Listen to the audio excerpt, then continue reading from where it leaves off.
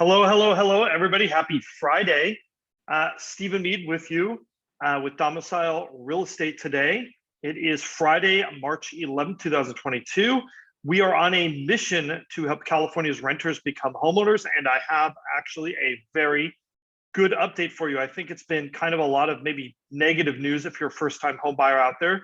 Things haven't looked great for you. This is one of the first weeks where I think definitively I can say things might be noticeably better for you.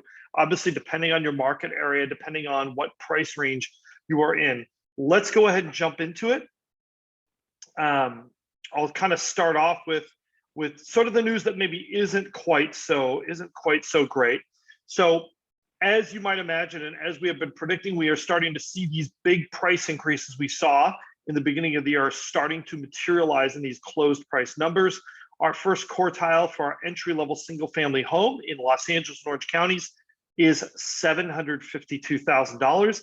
That is a lot of money. And as you can see, if you look at this graph, there's even these reliefs, they're not down.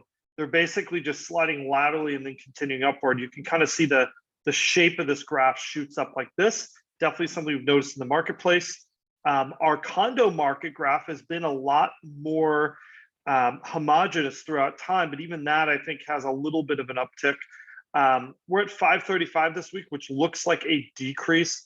I don't think it really is much of a decrease. We do see kind of some ebbs and flows, but if you look at the trend here, it's shooting up a little bit too, just not quite as dramatically as our entry-level single-family home.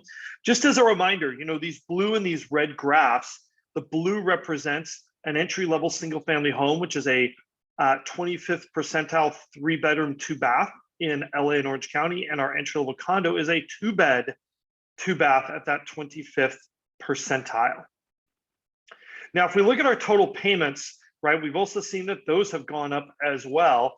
Here we are at $4,581, and we try to create really a realistic look. This is based on 5% down, includes mortgage insurance, taxes, and in the case of our entry-level condo, it even includes an HOA fee in there. So you can kind of see this difference between entry-level offerings, just under $4,600 for our entry-level single-family home, and right around $3,500, $3,600 here for our entry-level condo. Now, if you've been looking at rents, these numbers probably don't look nearly as scary to you as someone who might be watching this video who's from out of state and is unfamiliar with the rental market. We are frequently seeing 2-bedroom, 2-bath rentals in desirable areas cresting $3,000. That's actually very common right now, and single-family homes are frequently in the mid-4s, $5,000, not that unusual. Now, just for fun, to give us a little bit of a reference point on what income, household income is necessary if you have no other debt. So this is the minimum household income you would need to qualify.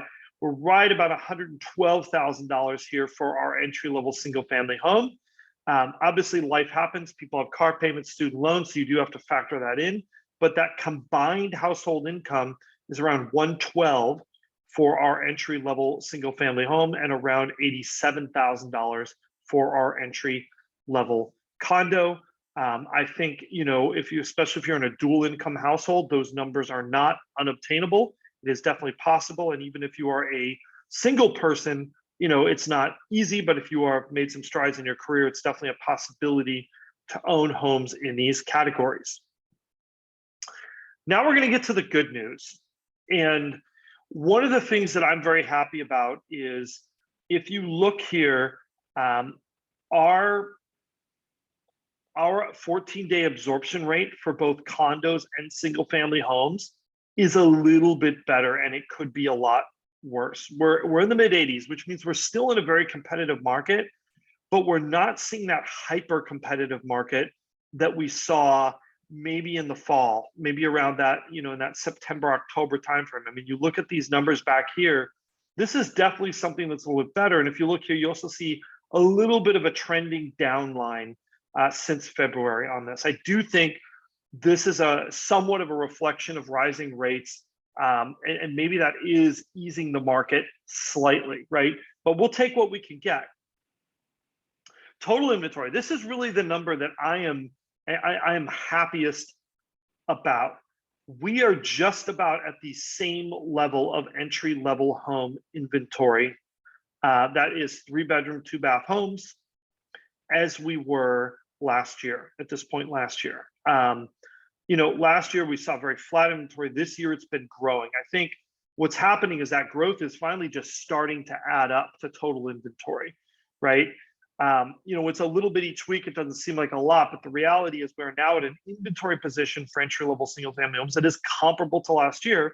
And I'm looking, and that is still trending upwards. So I'm hoping we're going to get to that point like we did in the summer last year, where we had almost 1,800 units that you can see here. Entry-level condos are a little bit of a different story. I think we talked for months that sort of condo market, tightening was going to happen. It did happen. We saw inventory take a dive, and it just never really rebounded the same way as that single-family home inventory. I think a lot of would-be single-family home buyers have in fact shifted their search to condos. We have clients talking about condos that were never talking about them before. I think this is really an overall market shift that we are seeing kind of in the entire Southern California market. Now, here's the other piece of good news that we have. If you look here at our 14-day still active percentage, this is another measurement of market competition. And when this number goes up, it actually means your market is getting easier. It means that those homes, the ones that are just hitting the market, are not getting snapped up at quite the same rate as maybe they once were. This really is an improving statistic for us. Again, are these huge, wild improvements? No, but things are a little bit easier. And this might be the difference, right, between facing 15 offers on a home and only facing 5, right? Just by the basis of odds, your odds are significantly better with 4 other buyers than with 14 other buyers. And then finally, we have our week supply of homes. We're right about 2.5 weeks here. It's a little bit better than we were at last year. But our condo market has improved a little bit too, to over 3 weeks of inventory.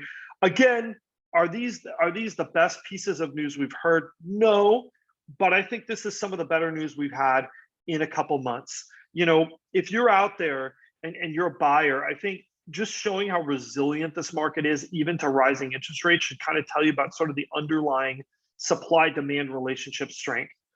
This is a conversation that I had with a client earlier this week. I think everybody's worried, right, that rising rates will cause this inevitable sort of market price crash. And I've said this before, whenever you think you've figured out how the market's going to behave, it will show you to be the fool. This is sort of the way real estate market works. When you think you've figured it out, you will be embarrassed publicly. So for me, when I look at a market like this, what this market tells me is this is a market where I want to be very strategic with my purchases. And what I mean by that is I'm going to look at areas that I think, if there were anything to happen, would be the most at risk, right? These might be those newer areas where people don't have as much equity, fringe areas. Secondly, I'd look to keep my options open. I think that's a good piece of advice in any market, but especially now, right? 2 years ago or a year ago, I would have told you that there was zero chance of something of any price reductions. Today, is it a chance of zero? No. Do I think it is lower than, say, chances of? Do I think it's lower than a 33% type chance? I do, but that's still a 33% chance. So wouldn't it be great to not put yourself in a position where you might have to sell, right, at maybe not a good time? So if you think that you might be facing a job change, you might want to look for a property that you think will work really well as a rental, right? That just gives you options. And that's really probably the biggest thing that we do, is we help people strategize on their home purchase. So if you'd like to access some of that expertise, definitely reach out to us. Also, do not forget to like, subscribe, and hit that notification bell. We do have a real estate app, Find Homes, Not Hassles, where we don't sell your data to a third party, and we also do not show ads. So if you're used to using Redfin app or Zillow app, you can use our app. It's free, doesn't cost anything. There's a link down below.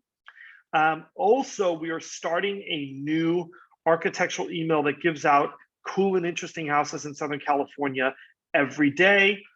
Definitely reach out to us if you'd like to be a part of that. This one, we don't have an automated form to sign up. This one's a little bit more on the down low. It's really something we're doing for people by request only. So definitely reach out and request if you'd like that.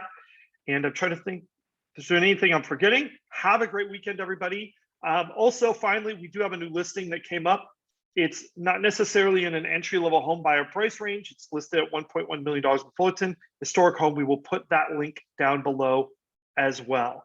Thanks so much, everybody. Have a great weekend. We'll see you again real soon.